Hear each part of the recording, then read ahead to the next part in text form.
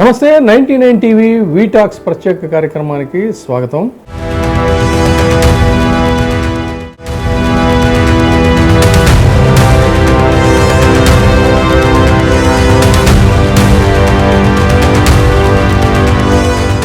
West బెంగాల్లో జరుగుతున్నటువంటి వ్యవహారాలన్నీ కూడా మనం ఎప్పటికప్పుడు గమనిస్తూనే ఉన్నాం. అయితే ఇది ఒక రాజ్యాంగ సంక్షోభానికి సంబంధించిన అంశం అని చెప్పని రాజ్యాంగ నిపుణులందరూ కూడా చెప్తున్నారు. సో మనం ఇప్పుడు దాని గురించే మనం మాట్లాడుకుందాం. అంటే చీలిక, దాదాపుగా మేము 20 మంది ఎంపీలు చీలిపోయాము కాబట్టి మేము ఇప్పుడు మాకు ఒక ప్రత్యేకమైన ఇది కావాలి, మాదే సిసలైన టీఎంసీ అంటున్నారు. మరి మమతా బెనర్జీకి ఇది ఖచ్చితంగా ఒక పెద్ద సంక్షోభంగానే చూడాలి. మమతా బెనర్జీ కెరియర్లోనే కాదు, ఆ వెస్ట్ బెంగాల్ చరిత్రలోనే. అంటే 226 అసెంబ్లీ ఎన్నికల ఫలితాలు వచ్చిన తర్వాత ఎప్పుడైతే తన యొక్క బలాన్ని కోల్పోయిందో, బీజేపీ 207 సీట్లు గెలుచుకుని భారీ మెజారిటీతో గెలిచింది. కేవలం 80 సీట్లకే టీఎంసీ పరిమితం అయిపోయినటువంటి పరిస్థితి.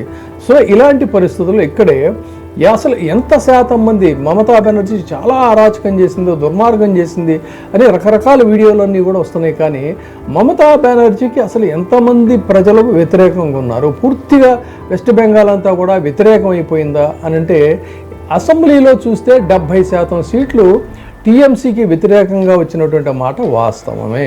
ఇది ఖచ్చితంగా ఒక పెద్ద షాకే. కానీ ఓట్ల పరంగా చూస్తే మమతా బెనర్జీ పని పూర్తిగా అయిపోయింది అని చెప్పాలా అంటే ఖచ్చితంగా చెప్పలేము.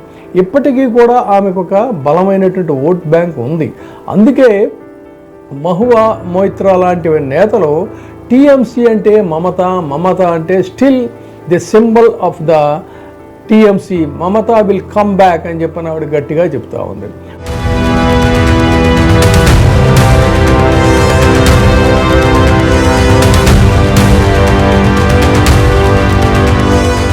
మరి టీఎంసీ ఎంపీలు ఎన్సీపీఐలో చేరడం నిజంగా ఇది ఒక మెర్జర్గా, ఇదే ఇక్కడ కాన్స్టిట్యూషనల్ ఇది, దాని గురించే మనం మాట్లాడుకుందాం. దీన్ని స్పిట్ అనాలా, డిఫెక్షన్ అనాలా, రాజ్యాంగ పరంగా ఏంటి? ఇదే ఢిల్లీ నుంచి, కోల్కతా నుంచి ఇప్పుడు యావత్ భారతదేశంలో కూడా ఈ రెబల్ ఎంపీల గురించే చర్చ. వారి వాదన ప్రకారంగా టీఎంసీ లోక్సభ ఎంపీలు 28 మంది ఉన్నారు. ఆ 28 మందిలో 20 మంది తమతో ఉన్నారు అని చెప్తున్నారు. అంటే 2/3 వంతుల మంది ఎంపీలు ఉన్నారు. కాబట్టి యాంటీ డిఫెక్షన్ లా ప్రకారంగా తమ మీద అనర్హత వేటు రాదు అని చెప్పని వాళ్ళు వాదిస్తున్నారు. అందుకే వాళ్ళు బీజేపీలో కూడా చేరకుండా ముందు జాగ్రత్తగా ఎన్సీపీఐ అనే ఒక చిన్న పార్టీతో మెర్జర్ అనేటువంటి మార్గాన్ని ఎంచుకున్నారు. రేపొద్దున ఏతావాత ఏదన్నా అయితే అది బీజేపీ అపప్రద దాని మీదకి రాకుండా. సో ఇక్కడ మరి రాజ్యాంగంలో 10th షెడ్యూల్ ప్రకారం ఒక లెజిస్లేచర్ పార్టీలో 3/3 వంతు మంది సభ్యులు మెర్జర్కి అంగీకరించినా కూడా అది మెర్జర్ కావాలంటే ఒరిజినల్ పొలిటికల్ పార్టీ, ఇక్కడ ఇదే గమనించాలి, ఒరిజినల్ పొలిటికల్ పార్టీ అంటే బయట ఉన్న అసలు రాజకీయ పార్టీ ఈ మెర్జర్ నిర్ణయం తీసుకోవాలి. కానీ కేవలం పార్లమెంట్లో కూర్చున్న ఎంపీలు మాత్రమే మేము మెర్జ్ అయ్యాము, మాకు మెజారిటీ ఉందని కాన్స్టిట్యూషనల్ ప్రకారంగా చేశామని చెప్తుంటే, మరి రాజ్యాంగ నిపుణులు ఏం చెప్తున్నారు ముఖ్యంగా ఏంటంటే, కపిల్ సిబల్ని తీసుకుందాం. ఆయన కపిల్ సిబల్ చెప్తుంది ఏంటంటే, TMC rebels cannot merge with any other party unless TMC it self decides to merge. TMC పార్టీగా నిర్ణయం తీసుకుంటే తప్ప వీళ్ళు ఇంకొక పార్టీలో మెర్జ్ అవ్వడం అనేటువంటిది సాధ్యం కాదు అని కపిల్ సిబల్ ఒక న్యాయశాస్త్ర, రాజ్యాంగ న్యాయశాస్త్ర నిపుణుడు కూడా ఆయన చెప్తున్నటువంటి మాట.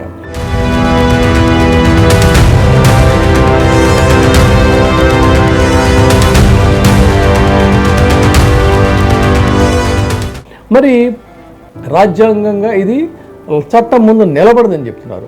ఇంకొక అభిషేక్ మను సింఘ్వి, ఆయన కూడా రాజ్యాంగ శాస్త్ర నిపుణులు. ఆయన చెప్తున్నది ఏంటి అంటే, అసలు ఇది మెర్జర్ కాదు, ఇది ఒక బ్యాక్ రూమ్ పొలిటికల్ బ్రోకరేజ్ అని చెప్పని ఆయన చాలా ఘాటుగా మాట్లాడాడు. యాంటీ డిఫెక్షన్ లా బట్టి చూస్తే ఆయన అభిప్రాయం ప్రకారం యాంటీ డిఫెక్షన్ లా ఉద్దేశం ప్రజా తీర్పును రక్షించటం. ఎంపీలు గెలిచిన తర్వాత పార్టీ మారడానికి రకరకాల మార్గాలు ఎన్నుకోవడానికి ఇది కాదు అని చెప్పి ఆయన చెప్తున్నాడు. టీఎంసీ ఎంపీ సాగరికా ఘోష్ వాదన కూడా చెప్తుంది ఏంటంటే, పార్లమెంటులో ఉన్న రిప్రజెంటేటివ్స్ పార్లమెంటు బయట ఉన్న పొలిటికల్ పార్టీ ఈ రెండూ కూడా ఒక నిర్ణయం తీసుకోవాలి, స్ప్లిట్ కానీ లేదా మెర్జర్ కానీ. అప్పుడే 3/2 సభ్యుల సంఖ్యకి అర్థం ఉంటుంది. అంటే ఈ ముగ్గురు కాన్స్టిట్యూషనల్ వాయిస్ ప్రకారంగా చెబుతున్నది ఒకటే పాయింట్ ఏంటంటే, ఇది నిజమైన మెర్జర్ కాదు, పార్లమెంటరీ స్ప్లిట్ మాత్రమే. ఈ స్ప్లిట్ని మెర్జర్గా చూపించి యాంటీ డిఫెక్షన్ లా నుంచి తప్పించుకునే ప్రయత్నం చేయడం అసాధ్యం అని చెప్తున్నారు. అయితే ఇక్కడే మరొక ఆసక్తికరమైనటువంటి అంశం ఏంటంటే ఎన్సిపిఐ గురించి. ఎన్సిపిఐ అనేది ఒక పెద్ద పార్టీ కాదు, గత ఎన్నికల్లో పెద్ద ప్రభావం కూడా చూపనటువంటి చాలా చిన్న స్థాయి పార్టీ. అలాంటి పార్టీ ఒక్కసారిగా 20 మంది టీఎంసీ ఎంపీలకి ఒక పొలిటికల్ షెల్టర్ ఇవ్వటం అనేది ఏమిటిది, ఏ తరహా రాజకీయం అని చెప్పని విమర్శకులు చెప్తున్నారు. సో న్యాచురల్ పొలిటికల్ మెర్జర్ అంటే సహజ సిద్ధమైనటువంటి ఇదేంటంటే లీగల్ రూట్ ప్రకారంగా దీన్ని డిఫెక్షన్గానే చూడాలి తప్ప ఇది సహజ సిద్ధమైనటువంటి మెర్జర్ కాదు. ఇప్పుడు మరి మమతా బెనర్జీ పరిస్థితి ఏంటి?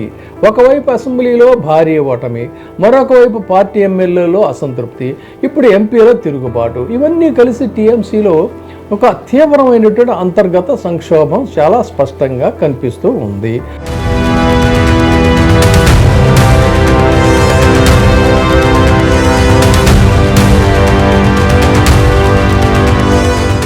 మమతా బెనర్జీ యొక్క వ్యవహార శైలి ఇక అయిపోయింది అని చెప్పనే చెప్తున్నారు.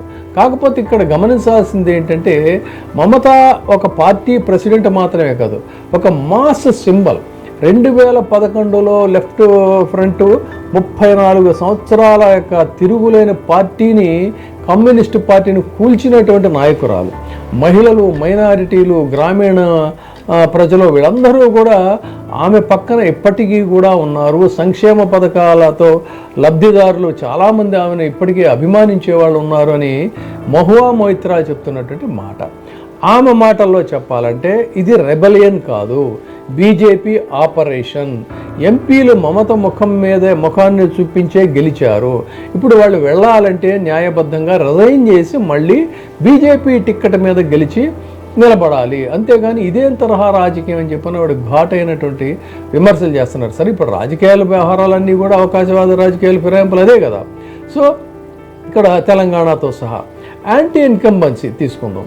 సుదీర్ఘ పాలన తర్వాత ప్రజల్లో సహజంగానే ఒక యాంటీ ఇన్కంబెన్సీ వ్యతిరేకత అనేది వస్తుంది.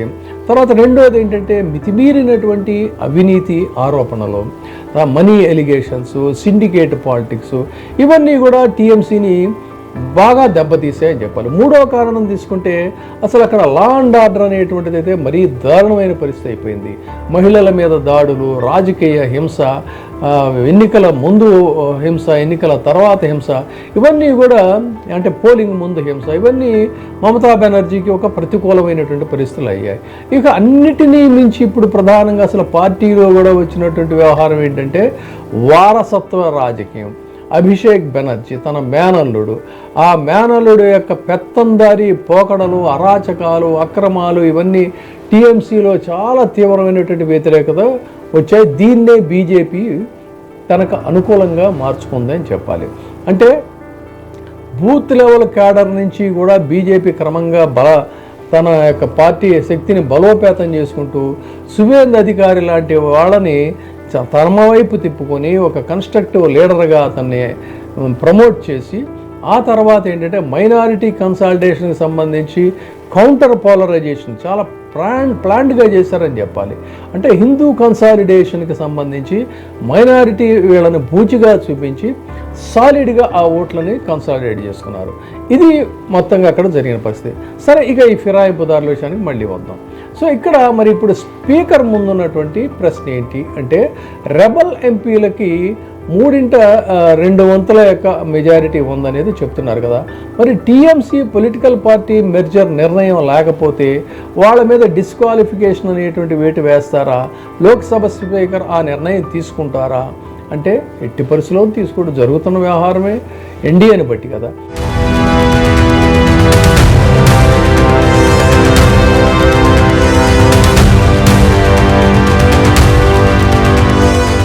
మరి సుప్రీంకోర్టు ఖచ్చితంగా ఇష్యూ పెడుతుంది. సుప్రీంకోర్టుకి వెళ్ళినప్పుడు ఏమవుతుందంటే జ్యుడిషియల్ రివ్యూకి ఇది ఖచ్చితంగా వెళ్ళే అవకాశం ఉన్నప్పుడు సంఖ్యాపరంగా రెబల్స్కి బలం ఉన్నా కూడా రాజ్యాంగ పరంగా ఇది ఒక ప్రమాదకరమైనటువంటి అంశం కాబట్టి కాన్స్టిట్యూషన్ ప్రకారంగా ఈ మెర్జర్ ఎక్సెప్షన్ ఉన్నా కూడా మేము 20 మంది ఉన్నామని చెప్తున్నా కూడా మెర్జర్ అనేటువంటిది ఇక్కడ నిలబడదు, it will not stand before the law అని చెప్పని ఎక్స్పర్ట్స్ చెప్తున్నారు. ఎందుకు అంటే గెలిచింది అంతకుముందు ఉన్నటువంటి పార్టీలోనే. మరి గోవా ఇన్సిడెంటు అని చెప్పని చాలామంది గోవాకి సంబంధించినటువంటి అంశాన్ని కూడా ఇక్కడ ఉదహరిస్తున్నటువంటి మాట. సో ఇవన్నీ ఇలా ఉంటే అసలు ఈ 20 మంది సాలిడ్గా ఉన్నారా, లేదంటే ఇందులో మ్యాజికల్గా ఈ ట్రాప్ అంటే ట్రాప్కి కౌంటర్ ట్రాప్ కూడా ఉంటుంది. ఈ కౌంటర్ ట్రాప్ ప్రకారంగా అందులో కొంతమంది వెళ్ళి సరైనటువంటి సమయంలో అదను చూసి బయటకు వస్తే బీజేపీ ప్లాన్ దెబ్బతింటుంది, రివర్స్ అవుతుంది. అందుకని ఏం చేశారు అన్నట్టయితే డైరెక్ట్గా వీళ్ళని బీజేపీలోకి ఇన్వైట్ చేయకుండా పక్కన ఉన్నటువంటి ఒక చిన్న పార్టీలోకి పంపించి మేము మాత్రం ఎన్డీఏతోనే మేము ఖచ్చితంగా ఉంటాము అనేటువంటి రీతిలో ముందు జాగ్రత్తగానే వీళ్ళు తీసుకున్నారు. సో ఇది ఇక్కడ వ్యవహారం. మరి ఇప్పుడు టీఎంసీకి పార్లమెంటరీ స్ప్లిట్ అనేది leadership crisis, credibility crisis, constitutional crisis, ఇవన్నీ కూడా మమతా బెనర్జీని ఉక్కిరి బిక్కిరి చేస్తున్నటువంటి పరిస్థితులే. అయితే స్పీకర్ నిర్ణయం అనేటువంటిది ఇప్పుడు ఇక్కడ ఫైనల్. స్పీకర్ ఏం చేస్తాడంటే ఆయనేమి చాలా నిఖార్సుగా వ్యవహరిస్తారని అనుకోవడానికి వీల్లేదు. ఎందుకంటే ఖచ్చితంగా అసలు ఆయన ముందు అంతకుముందు కాంగ్రెస్ పార్టీ ఒక అవిశ్వాస తీర్మానం కూడా పెట్టారు. అంటే అంత సాలిడ్గా ఈయన ఎన్డీఏకి పనిచేస్తున్నారని చెప్పేసి. సరే ఏ స్పీకర్లైనా అంతే, ఇప్పుడు ఎక్కడైనా కూడా చూస్తే అదే రకమైన పరిస్థితి. సో మరి ఇక ఈ పరిస్థితుల్లో స్పీకర్ యొక్క పాత్ర అయితే ఒక అత్యంత ఆసక్తికరమైనటువంటి అంశం అనేదాన్ని రాజ్యాంగ శాస్త్ర నిపుణులు కూడా వాళ్ళు కూడా ఆసక్తిగా ఏం చేస్తాడు, చేసిన తర్వాత ఎలా ప్రొసీడ్ అవ్వాలి అనేటువంటి దాని మీదే ఉన్నారు. అయితే ఈ 20 మంది టీఎంసీ ఎంపీలు ఎన్సీపీఐలో విలీనమయ్యామని ప్రకటించిన తర్వాత ఎన్డీఏకి మద్దతు కూడా ప్రకటించారు. అయితే ఇక్కడ ప్రధానమైనటువంటి ప్రశ్న ఏంటంటే ఇది మెర్జరా స్ప్లిట్ అనేటువంటిది లేకపోతే డిఫెక్షన్ అనేదాన్ని అది ఇప్పుడు రకరకాలైనటువంటి ఇవన్నీ జరుగుతున్నా కూడా ఖచ్చితంగా ఏంటంటే స్పీకర్ నిర్ణయం తర్వాత చాలా ఇది ఉంటుంది. అందులో కొంతమంది మేము ఆత్మసాక్షిగా వెనక్కి వచ్చేసామనేటువంటి ఒక షాక్ ఇచ్చేటువంటి అవకాశం కూడా ఉంది. కాబట్టి ఆశ్చర్యపడాల్సినటువంటి అంశం కాదు ఇది. మరిక ఈ వీళ్ళే ఉన్నారనేది చూద్దాం సింపుల్గా 2-3. కపిల్ సిబల్ చాలా స్పష్టంగా ఆయన చెప్పింది ఏంటంటే లెజిస్లేచర్ పార్టీ మెర్జ్ అయితే అది పార్టీ మెర్జ్ అయిపోయినట్టు కాదు, పొలిటికల్ పార్టీ మెర్జ్ అవ్వాలి. అంటే బయట టీఎంసీ అనేటువంటి రాజకీయ పార్టీ అక్కడ కూడా విలీనం కాలేదు కాబట్టి ఆ పార్టీ అధ్యక్షురాలుగా మమతా బెనర్జీ గారు ఇంకా కొనసాగుతున్నారు కాబట్టి అక్కడ వాళ్ళు నిర్ణయం తీసుకొని ప్రకటించాలి, ఆ తర్వాత ఈ ప్రాసెస్ అని చెప్తున్నారు. సో అలాంటి పరిస్థితుల్లో ఎంపీలు మాత్రమే ఇంకో పార్టీలోకి వెళ్ళి మేము మెర్జ్ అయిపోయామని అంటే అది 10th షెడ్యూల్ యొక్క స్పిరిట్కి ఇది విరుద్ధము అనేటువంటిది ఆయన అభిప్రాయం. అయితే తిరుగుబాటు ఎంపీలు మాత్రం దీంతో డిఫర్ అవుతున్నారు, అది కరెక్ట్ కాదు, మేము అకార్డింగ్ టు ది లాయే మేము వెళ్ళామని చెప్పని. అభిషేక్ మను సింఘ్వి ఆయన ఏం కామెంట్ చేశారో చూద్దాం. అభిషేక్ మను సింఘ్వి చేసినటువంటి అభిప్రాయం కూడా ఇంచుమించుగా అదే చెప్పారు. ఆయన యాంటీ డిఫెక్షన్ లాని ఇక్కడ మొత్తం దాన్ని డిస్టర్బ్ చేసేందుకు అంటే ఒక వీళ్ళు ఏమంటున్నారంటే this is a political engineering అని చెప్తున్నారు. Political engineering done by the BJP అని చెప్పని ఆయన చెప్తున్నాడు. ఎందుకంటే టీఎంసీ గుర్తు మీద వాళ్ళు ఓటేశారు, ఆ తర్వాత వాళ్ళు వేరే శిబిరంలోకి వెళ్ళి మెర్జర్ అని చెప్తుంటే ఇది నైతికతకి విరుద్ధం. ఇది చాలా కాలం నుంచి మనం భారత రాజకీయాల్లో యాంటీ డిఫెక్షన్ లా వచ్చాక అవకాశవాద రాజకీయాలు వచ్చిన తర్వాత వింటూనే ఉన్నాం. ఇది కూడా అలాంటి కామెంటే.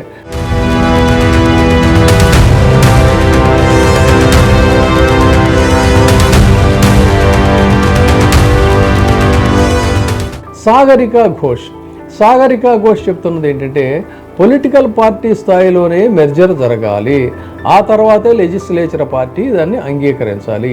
ఇప్పుడు జరిగింది కేవలం ఎంపీల తిరుగుబాటు మాత్రమే, కాబట్టి ఈ తిరుగుబాటుని మెర్జర్ అనడానికి వీలేదు, ఎంతమంది ఎంపీలు తిరుగుబాటు చేసినా.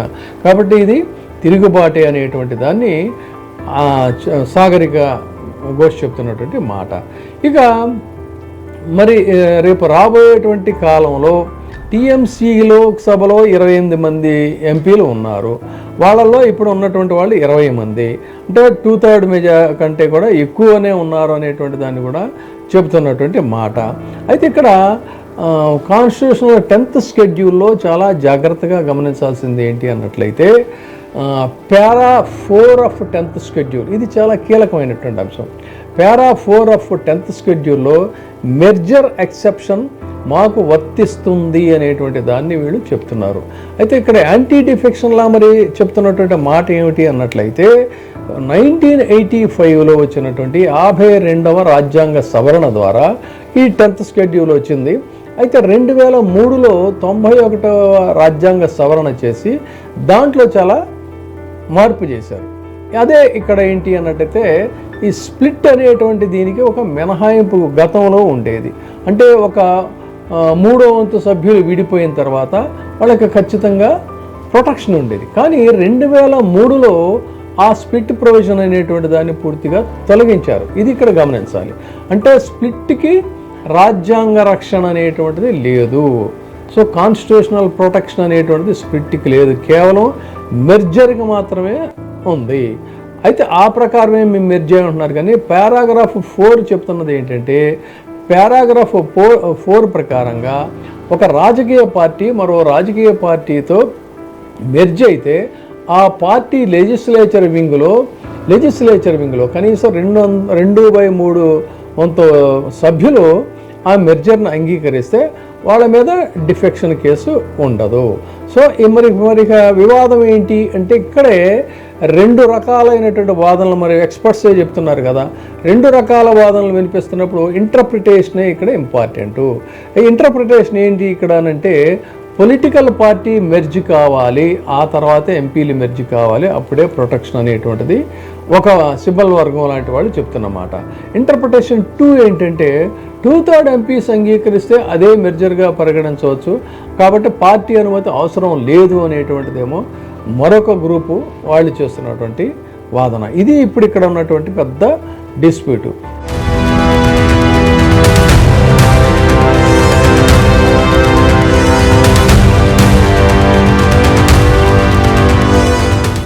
పిఆర్ఎస్ లెజిస్లేటివ్ రీసెర్చ్ ప్రకారంగా చూసుకుంటే ఈయన చక్షురాయ్ ప్రకారంగా గతంలో అనేక రాష్ట్రాల్లో స్పీకర్స్ 2/3 సభ్యుల యొక్క విలీనాన్ని మరి ఆమోదించారు కదా. కొన్ని కోర్టులు కూడా వాటిని సమర్థించాయి కదా. మరి ఈ అంశం మీద సుప్రీంకోర్టు అయితే స్పష్టంగా ఏది చెప్పలేదు. కానీ మరి దీని గురించి ఏమంటారు అని చెప్పనేటువంటిది ఒక పాయింట్ని వీళ్ళు లేవనెత్తుతున్నారు. సో మరి ఇక్కడ గోవా కేసును కూడా ఉదహరిస్తున్నారు. గోవా కేసు ఎందుకు ప్రస్తావనలోకి వచ్చింది అన్నట్లయితే తిరుగుబాటు టీఎంసీ ఎంపీలు ఎక్కువగా గోవా కేసునే వాళ్ళు ఉదహరిస్తున్నారు గడిచిన 2 రోజుల నుంచి. అంటే 2019లో కాంగ్రెస్ ఎమ్మెల్యేలో 2/3 బీజేపీలోకి వెళ్ళారు. అక్కడ ఆ విలీనాన్ని గోవా స్పీకరు అంగీకరించాడు. బాంబే హైకోర్టు కూడా గోవా బెంచ్ దాన్ని కూడా సమర్థించింది. అందుకని దాన్నే వీళ్ళు ఉదహరిస్తున్నారు. కానీ గోవాలో జరిగింది మరి ఇక్కడ ఎందుకు జరగదు అనేటువంటిది కదా వాళ్ళ ప్రశ్న. మరి ఇక్కడ దాని ప్రకారంగా అక్కడ స్పీకర్ యాక్సెప్ట్ చేశాడు. మరి ఇప్పుడు బంతి పూర్తిగా స్పీకర్ కోర్టులోనే ఉంది. కాబట్టి ఓం బిర్లా ముందు ఒక 3 ప్రధానమైనటువంటి ప్రశ్నలు ఉన్నాయి. ఏమిటి అంటే 20 మంది నిజంగానే అంటే 2/3 సంఖ్యకి చేరుకున్నారిందని నేను చెప్పాను కదా. ఇది ఒక టాక్ట్ఫుల్గా కొంతమంది చేరి లాస్ట్ మినిట్లో షాక్ ఇవ్వడానికి అనేది ఖచ్చితంగా స్పీకర్గా డౌట్ ఉంది. కాబట్టి వాళ్ళు మెర్జర్ చేశారా, డిఫెక్షన్ చేశారా, అసలు వీళ్ళందరూ కరెక్టేనా ఈ సంఖ్య అనేది ఒక పాయింట్. తర్వాత ఎన్సీపీఏలో చేరడం అనేటువంటిది రాజ్యాంగ పరంగా మెర్జర్ కిందకి వస్తుందా అనేటువంటిది మరొక పాయింట్. సో మరి ఇవన్నీ కూడా కొన్ని డౌట్స్ అయితే ఉన్నాయి. ఉన్నప్పుడు ఇప్పుడు మరి స్పీకర్ ముందున్నటువంటి కొన్ని ఆప్షన్స్ ఏంటి అన్నట్లయితే మెర్జర్ని ఆయన గుర్తించవచ్చు. అప్పుడు ఏంటంటే వాళ్ళకి అనర్హత ఉండదు, మోస్ట్లీ దానికి రెడీగానే ఉంటాడు. డిఫెక్షన్గా పరిగణించవచ్చు, అప్పుడు ఎంపీలు అనర్హులు అవుతారు. అసలు దట్ ఈస్ రూల్డ్ అవుట్. ఎందుకంటే ప్లాన్డ్గానే ఇదంతా జరుగుతుంది. పొలిటికల్ ఇంజనీరింగ్ అని వాళ్ళు కూడా చెప్తున్నారు. కాబట్టి అసలు ఇదేమీ లేకుండా మనకిప్పుడు నిర్ణయాన్ని వాయిదా వేసేయచ్చు. భారత రాజకీయాల్లో ఇది చాలామంది స్పీకర్లు అనుసరిస్తున్నటువంటి పద్ధతి, ఇంక్లూడింగ్ మన తెలంగాణ స్పీకర్తో సహా. కాబట్టి ఈ 3 ఆప్షన్స్ ఉన్నాయి. అంటే దాన్ని అలాగా హ్యాంగింగ్ గార్డెన్స్లో పెట్టేసేసే పరిస్థితి ఉంటుంది.